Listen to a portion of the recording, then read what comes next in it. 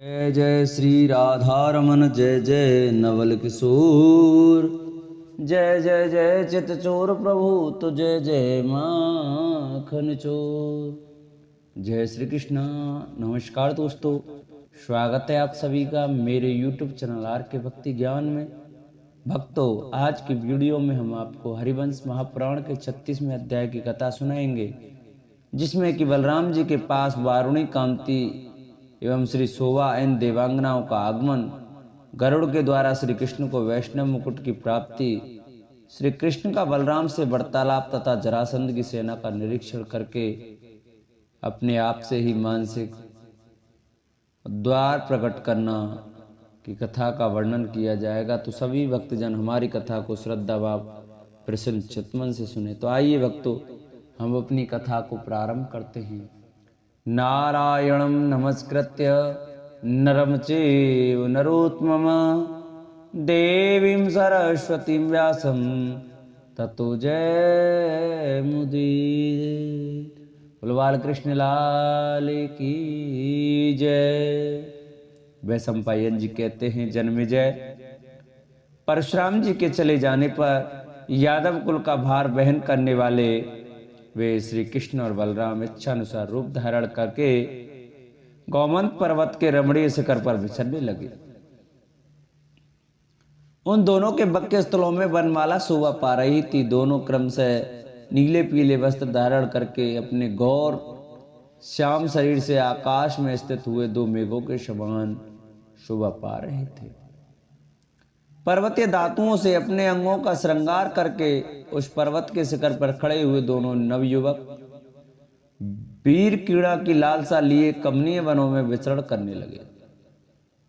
वे उस पर्वत पर ज्योतिर्मय नक्षत्रों में श्रेष्ठ चंद्रमा के उदय की शोभा देखते और ग्रहों के उदय अस्त देखा करते थे। एक दिन परम पराक्रमी श्री महान संकर्षण श्री कृष्ण के बिना ही उस पर्वत के शिखर पर विचर रहे थे। वे स्वयं भी पर्वत के समान प्रतीत होते थे। घूमते घूमते एक खिले हुए कदम की मनोहर छाया में बैठ गए। उस समय कदम की मधुर मंद गंध से वासित वायु उन्हें सुखपूर्वक व्यंजन डुलाने लगी। वह मंद मंद वायु बहकर जब बलराम जी की सेवा कर रही थी, उस समय उनकी घ्राणेन्द्रियों में मधु का स्पर्श करके आए हुए सुगंधित समीर ने प्रवेश किया। उस समय उनके भीतर वारुणी मधु या अमृत की तृष्णा का आवेश हुआ। फिर तो दूसरे दिन मत वाले पुरुष की भांति उनका मुंह सूखने लगा। उन्हें पूर्व काल में किए गए अमृत पान का स्मरण हो आया। वे त्रसित होकर उस अमृत की खोज करने लगे। तब उन्होंने उस वृक्ष की ओर देखा। वर्षा काल में उस खिले हुए कदम पर जो मेघों का बरसाया हुआ जल गिरा था, वह उसके कोटर में मनोहर सुधा के रूप में प्रकट हो गया। बलराम जी का हृदय प्यास से घबरा उठा था। वे पिपासा पीड़ित पुरुष की भांति उस अमृत को बार बार पीने लगे। उसको अधिक पी लेने के कारण उन पर मोह नशा सा छा गया, जिससे उन प्रभावशाली का शरीर कुछ लड़खड़ाने सा लगा। मधु से मत्त हुए बलराम का मुख कुछ झूमता था प्रतीत हुआ। नेत्र किंचित चंचल हो उठे। उस मुख की प्रभा शरतकाल के चंद्रमा की भांति सुशोभित होने लगी।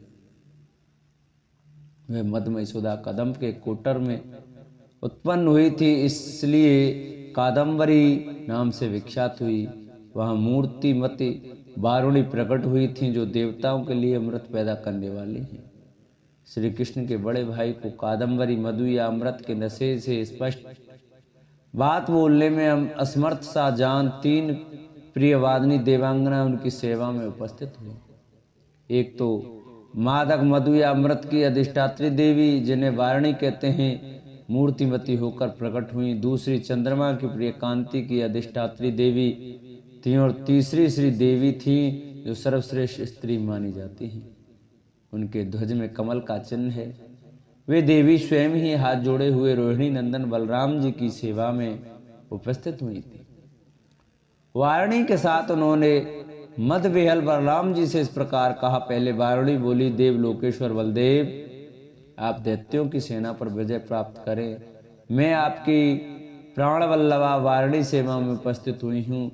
निर्मल मुख वाले देव, मैं आपको वड़वालन के समीप पाताल में शेष रूप से नित्य विराजमान जानती थी, किंतु इस समय भूतल में अवतार लेने के कारण वहां से अदृश्य हो गए हैं। ऐसा सुनकर मैं पुण्यहीना नारी सी आपकी खोज में सारी पृथ्वी पर भटक रही थी।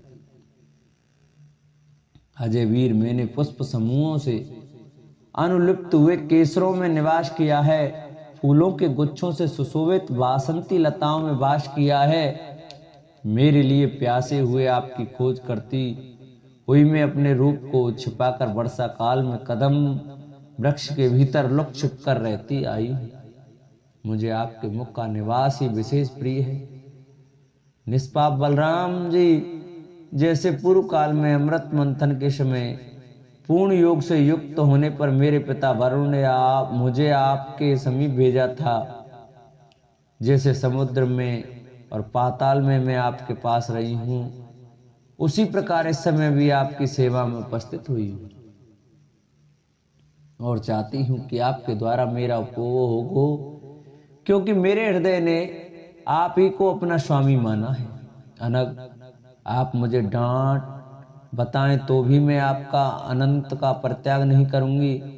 देव, में समुद्र में रहने वाली के योग्य नीले रंग की रेशमी साड़ी पहनकर आदि पद्म तथा पद्म चिन्हित दिव्य कर्णभूषण धारण कर आपकी सेवा में आई हूँ। आपके बिना मैं दूसरे किन्हीं लोगों का सेवन करना नहीं चाहती। वारुणी के बाद कांति देवी संकर्षण की सेवा में उपस्थित हुई।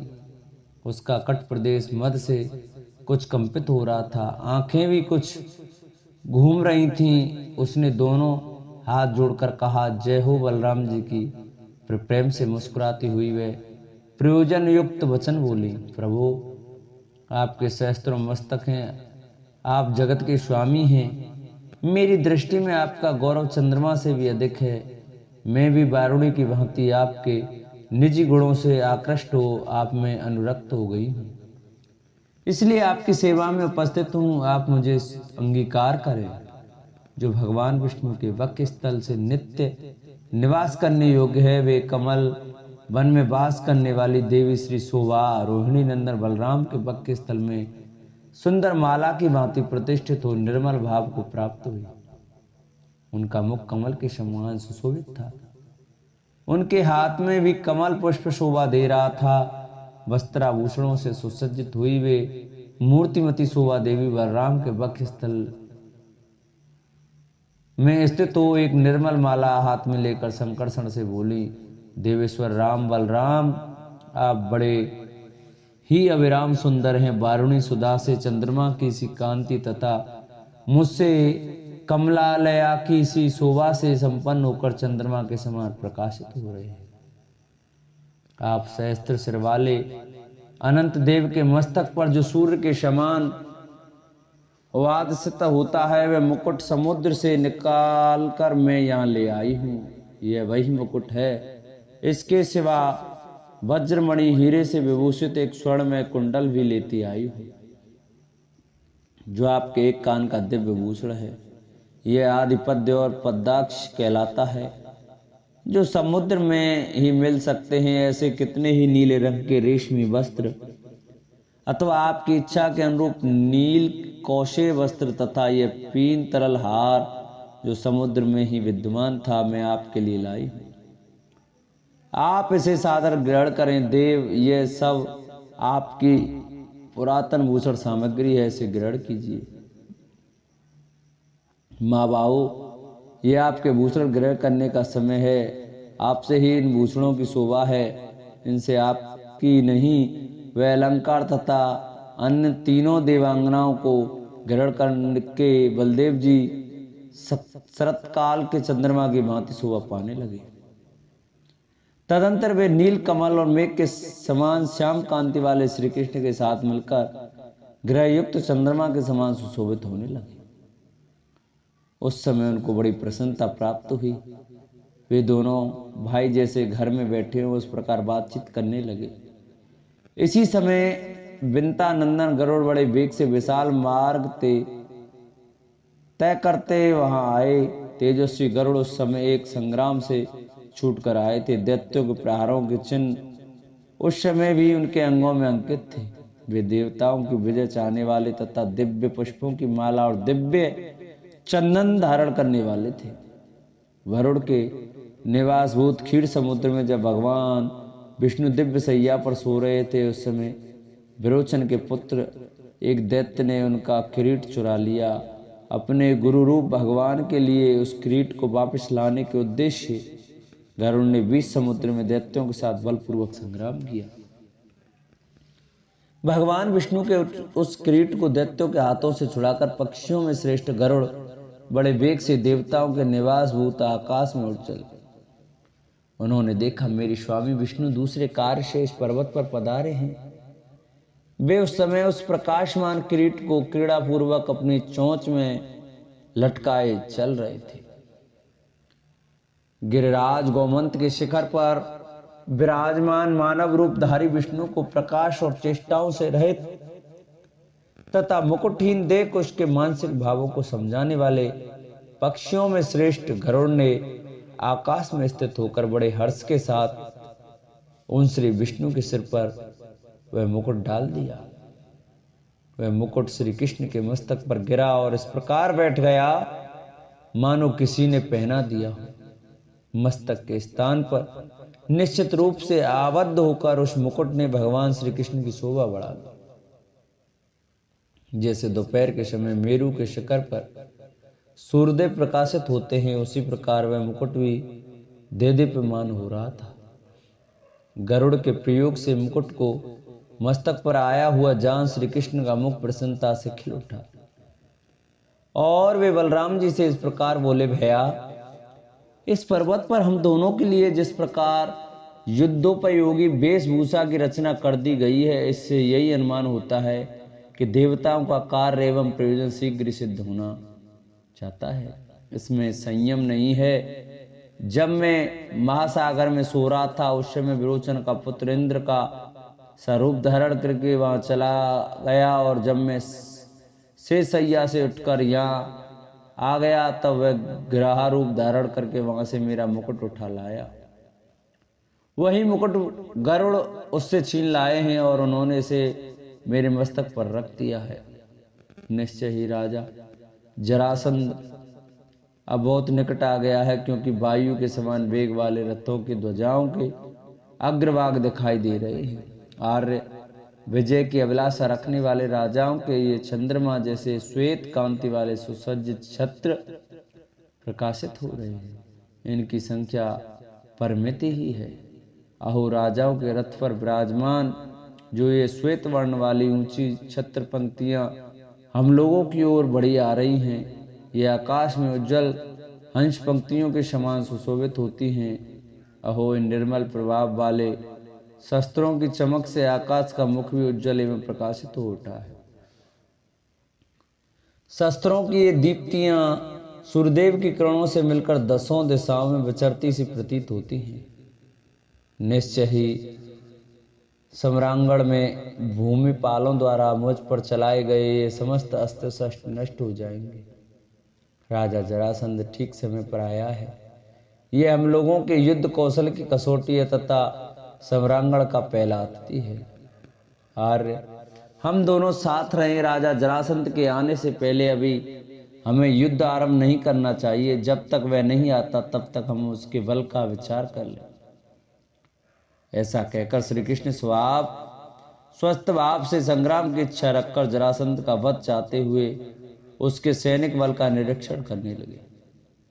उन सब राजाओं का निरीक्षण करते हुए अविनाशी यदुकुल तिलक भगवान श्री कृष्ण स्वयं ही अपने आप से कहने लगे, अहो दिव्य लोक में देवताओं के साथ बैठकर जो गुप्त मंत्रणा की गई थी, उसके अनुसार ये भूमिपाल राजोचित मार्ग पर स्थित है।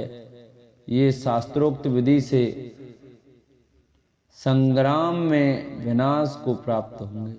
मैं तो समझता हूं कि मृत्यु ने रण यज्ञ में आहुति देने के लिए इन श्रेष्ठ राजाओं का प्रोक्षण कर लिया है। इनके स्वर्गगामी शरीर अभी से प्रकाशित हो रहे हैं। यह पृथ्वी पर इन राजसिंहों के सैन्य समूहों से पीड़ित हो इनके भार से थक कर जो देवलोक में गई थी, वह इसका जाना उचित ही था। अब थोड़े ही समय में यह भूमंडल इन राज समूहों से खाली हो जाएगा और आकाश भर जाएगा।